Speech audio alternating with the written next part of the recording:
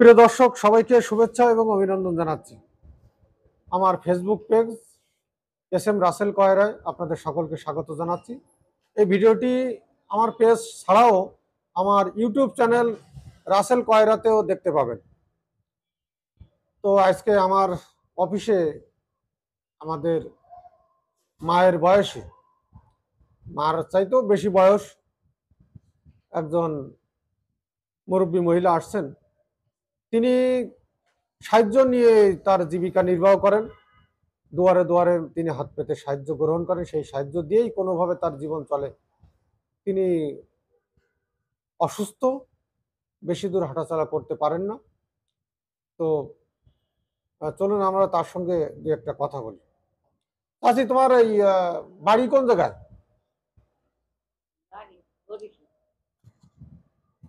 বরিশাল। বরিশালের তো খুলনা শহরে আসলেন কিভাবে?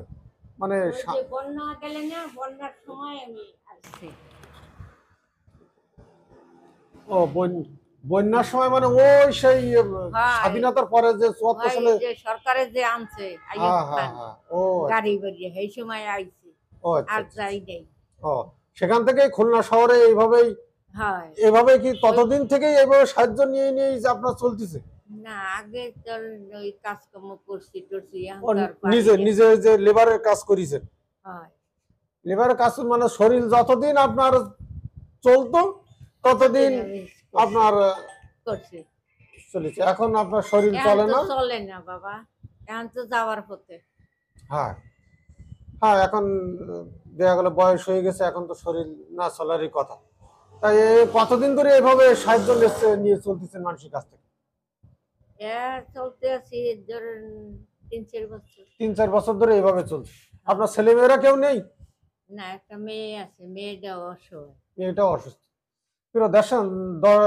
প্রিয় দর্শক, দেখেন কিভাবে একটা অসহায় মানুষ তার জীবন জীবিকা নির্বাহ করছে। যে কোনো পুত্র সন্তান নেই, শুধুমাত্র একটা মেয়ে, তাও অসুস্থ। মেয়েটা মারা গেছে, স্বামীটা মারা গেছে। মানে সেই মেয়ের স্বামীও মারা গেছে, তিনিও অসুস্থ। কি কি অসুখ হয়েছে তার? ওই সময় স্ট্রোক করে ওই এক সাইড স্ট্রোক প্যারালাইজড। তাহলে দেখেন মানুষের দুঃখের কোনো শেষ নেই। আমার দয়া আল্লাহ ছাড়া আর কেউ নেই। যাক, আল্লাহর উপরে ভরসা রাখেন, ব্যবস্থা হয়ে যাবে। আর সাধারণ মানুষের কাছে যেভাবে চাচ্ছেন এখন এই বয়সে, আর কি বা করবে? তেমন করতে হয় না তো, জোর পূর্বভাবে জানে স্কুলে না, কি করবে?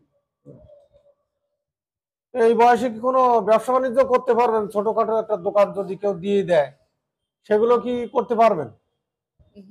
করা যায়। দেখা গেল আপনার একটা দোকান দিয়ে দিল আপনার বাসার পাশে, একটা চার দোকান বা বিভিন্ন ধরনের ছোট ছোট যে দোকানগুলো দিয়ে দেন, কেনা বেচা করতে পারবেন। তো প্রিয় দর্শক, মানে কেউ চায় না যে এভাবে মানুষের কাছে হাত পেতে সাহায্য নিয়ে জীবিকা নির্বাহ করতে। এখন ভাগ্যের নির্মম পরিহাসের শিকার হয়ে অনেক সময় মানুষের দ্বারে দ্বারে ঘুরতে হয়, হাত পেতে সাহায্য নিয়ে জীবন চালাতে হয়। এর ভিতরে পরশুদিন পড়িয়ে গেছি না, রাস্তায় দৌড়িয়ে রিক্সা চালাতে, এইবার বেউসই পড়ছি, উঠেই বাসায় গেছে। দিয়েছে চেনে দিয়েছে, আর নাহলে কি হইলে কইতে না। তো প্রিয় দর্শক, সকলের কাছে আমার আকুল আবেদন, মানবিক আবেদন, যে যেভাবে পারেন চাষির জন্য সাহায্য সহযোগিতা পাঠাবেন। আমার বিকাশ নাম্বার স্ক্রলেই দেওয়া থাকবে, বিকাশ নগদ দেওয়া আছে এই নাম্বারে। যে যতটুকু তার সামর্থ্যে কোলায় সেভাবেই সাহায্য পাঠাবেন। আপনাদের সাহায্যের পুরোটা অংশই আল্লাহর নামে শপথ করে বলছি, আমার পরিবারের প্রত্যেকটা সদস্যের নামে শপথ করে বলছি, আপনাদের প্রত্যেক পরিমাণ সাহায্য শতভাগ তার কাছে পৌঁছে দেওয়ার নিশ্চয়তা আপনাকে আমি প্রদান করছি। আর আরো একজন এরকম একবার নিয়েছিল ভিডিও, বুঝছেন, নিয়ে আমেরিকার লটারি পাইছে। আমার দেখুন 1.5 লাখ 2 লাখ টাকা খরচা করাইছে, এখানে লাগবে, ওখানে লাগবে, ওখানে লাগবে। মানে আপনারে কইছে কি আমেরিকানের বিষয় ওই যে ফেসবুকে ওই যে হ্যাঁ ই করাইছে মানে তোমারে আমেরিকা পাঠাবে, আমেরিকার লটারি বাচ্চা তা বাইদিল তোমার, তাতে তোমার কি? হেইয়ানে এখন লাগবে, গুনে গুনে করা লাগবে, তুমি যদি এখানে চলে যাবা অনেক টাকা পাবা। মানে তুমি আমেরিকা যাইতে পারবা, সেখানে অনেক লাখ লাখ টাকা পাবা তুমি। তোমার এই লোভ দেখেই যা তুমি এই লোভে ফাঁদে পড়ে গেছো।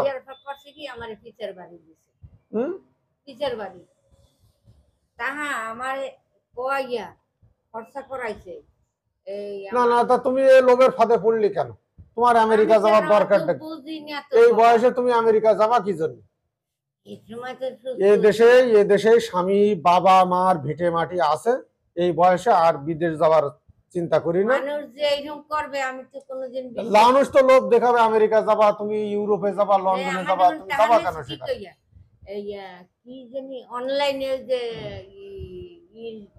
যাই হোক, সিম করে কেউ চাইলে কাউকে এরকম কোনো পয়সা করি টরি দেবো না। অনলাইনে সিম করে না, এই 550 টাকা দিয়ে আমার হাতে করাইয়া হয়েছে মোবাইল।